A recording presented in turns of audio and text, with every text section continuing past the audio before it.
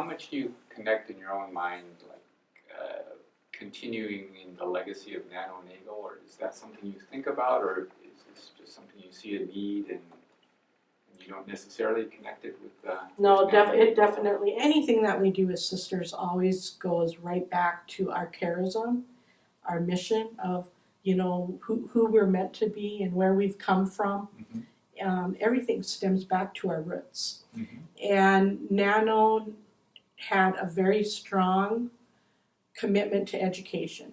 As I said, she knew that the best way to help people out of difficult situations was for them to receive an education and be able to help themselves. Right. And it was illegal for children, Catholic children at that time in Ireland because of the penal laws, to be educated.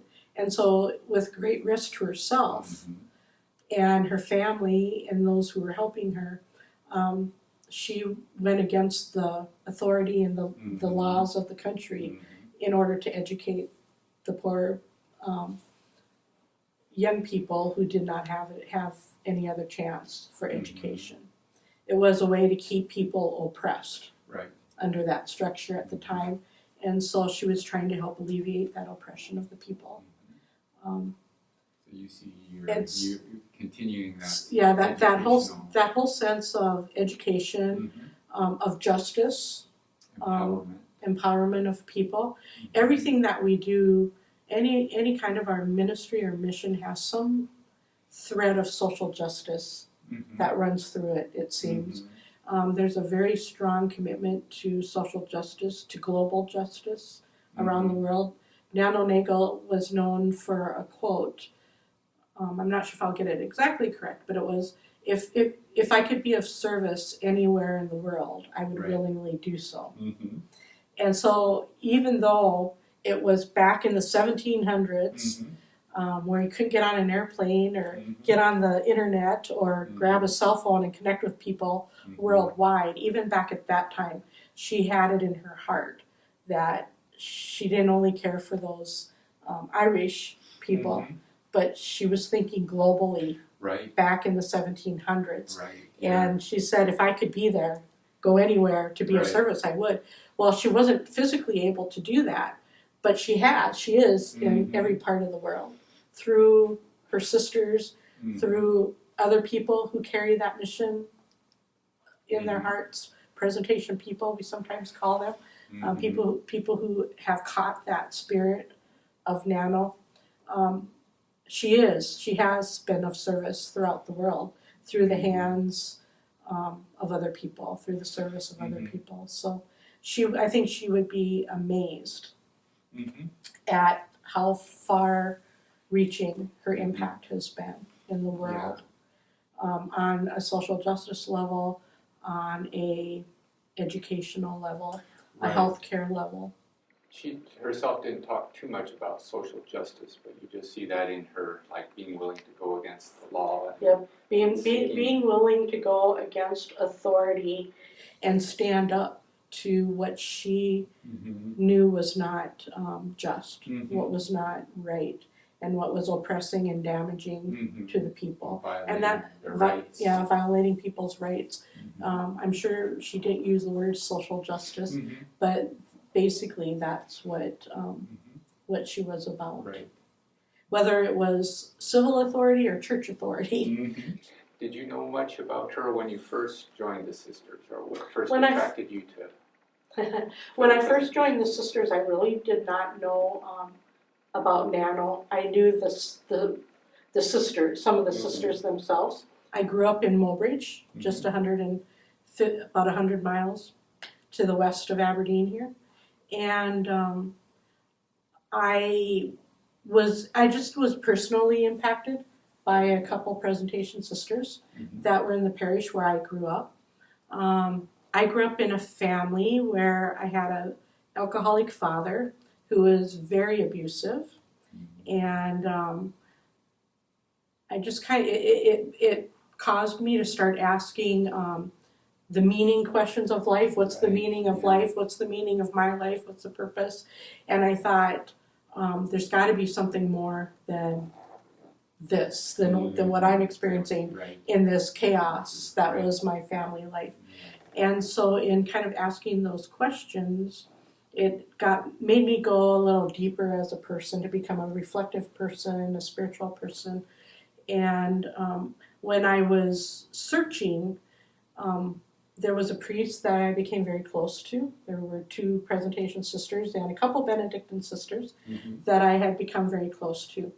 And as I was trying to as I was saying to myself, there's got to be something more in life than this. Because I just was questioning, why was I put in this situation? Why does life have to be so difficult and so painful? And so it just caused me to ask those questions.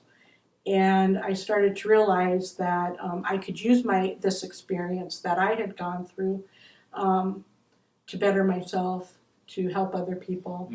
And because I started to have a closer relationship to the sisters that were there, they included me in a lot of what they were doing. They would invite me to assist them, to be part of things. For example, we were right on the edge of the reservation there, but I didn't have a lot of personal contact with the reservation. But with them, I would go and attend powwows or things like that. They kind of opened my world a bit culturally to different aspects of life, and I started to get a much greater interest in other cultures, in things I hadn't experienced but would like to experience. And I would see them give the shirt off their back, basically, to people in need, giving sandwiches to people who came to the door. I just saw in so many ways how they impacted the world around them, and how I was personally impacted by them, how they walked with me. My parents went through a divorce eventually when I was a junior in high school. It was a really difficult time, a very painful time. And when they started to become aware of how difficult my family life was, they became some of my strongest supporters, and they would, see how I was doing, or invite me to do some things that were positive, they drew out my leadership skills. I started to teach, I started to speak publicly a little bit, read at church. I was very shy, more into myself at that point. And so they started to draw me out. They started to draw my skills out, my leadership abilities out. And this was in junior high school. Sure. And so I just saw how they impacted my life. And I started to realize that that was a way that I could also have a positive impact in the world as well, and make a difference in other people's lives the way they had made a difference in my life. And especially since I had experienced difficulty as a young person, I eventually worked with other young people. Right. So You before can relate to them. Yeah, even in Africa, but before going to Africa, I worked with a lot of junior high school age youth. I always, it wasn't my initial intent, but that's where I was always asked to come. I never had to look for a job. People would always come and say, "Will you come work with these kids?" And so it just kind of seemed to be where people put me in a way. And so in my mind, it's like that's how God works, is through people. And so to me, I always said that's where God put me, because that's where I was always asked and invited to come. I always ended up working with young people, and it ended up being very beneficial, because since I knew a lot of difficulties at that age, a lot of struggles, I was able to walk with young people through their difficult experiences as well. So I ended up having a lot of very profound experiences, being able to be part of a lot of different people's lives. I never had children myself, but I feel like I've had many children, because that's who's been in my life.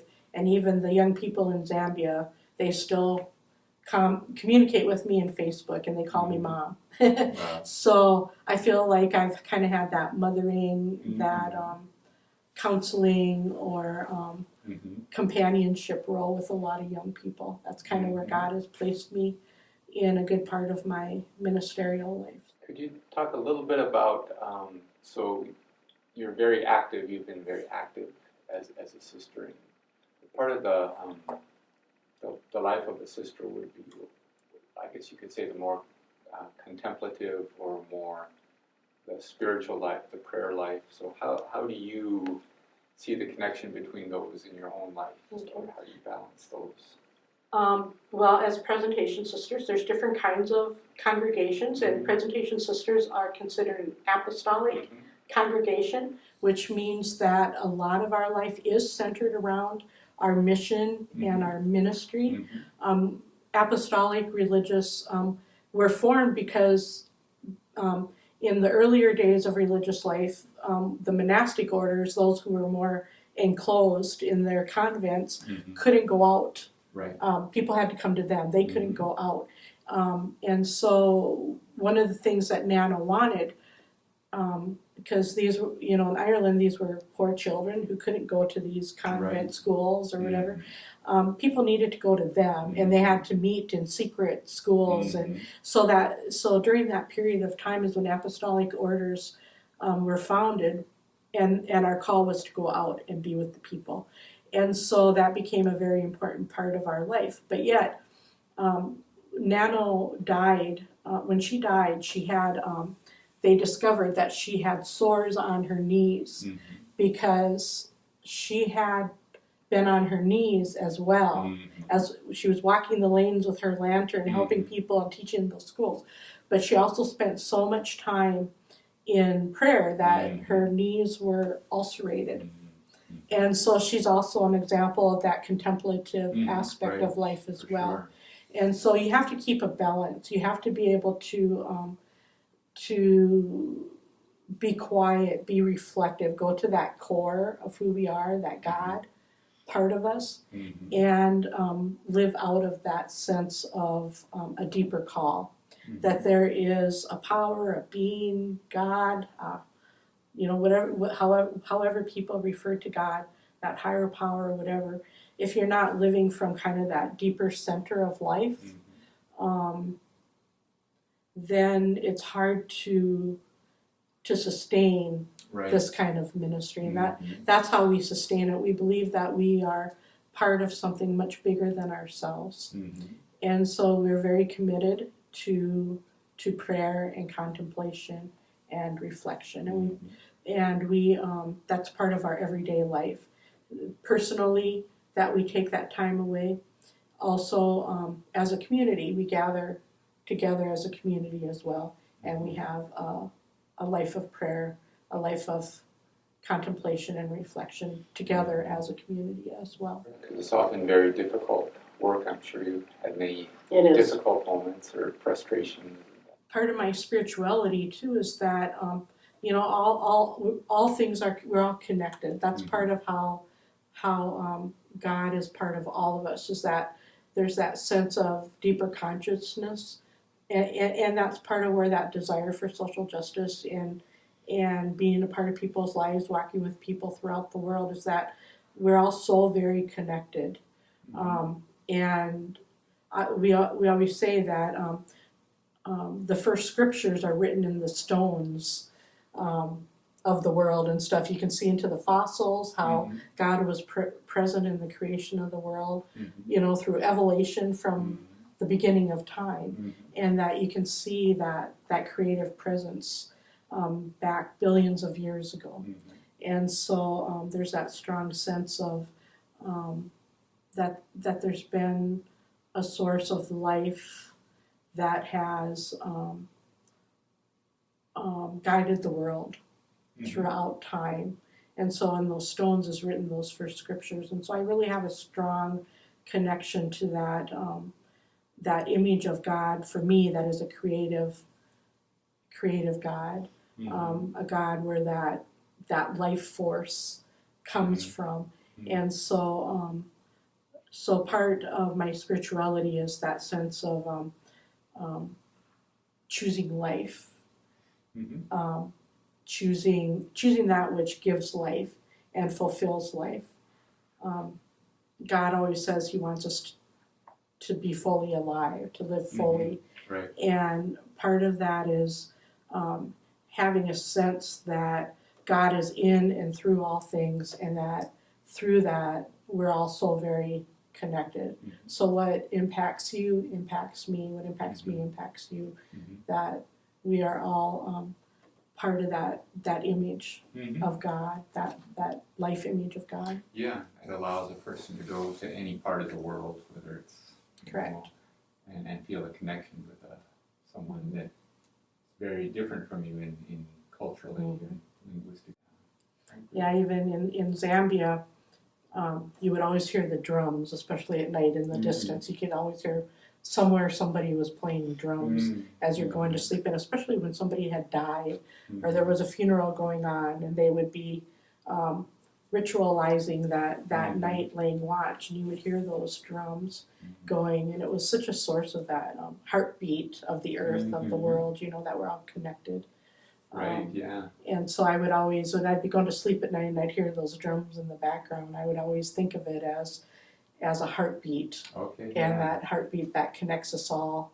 Yeah, the through the Native earth Americans talk about that too. That's another sort of universal thing with the Native American drums. Well, thank you so much. Yeah, thank you for the opportunity.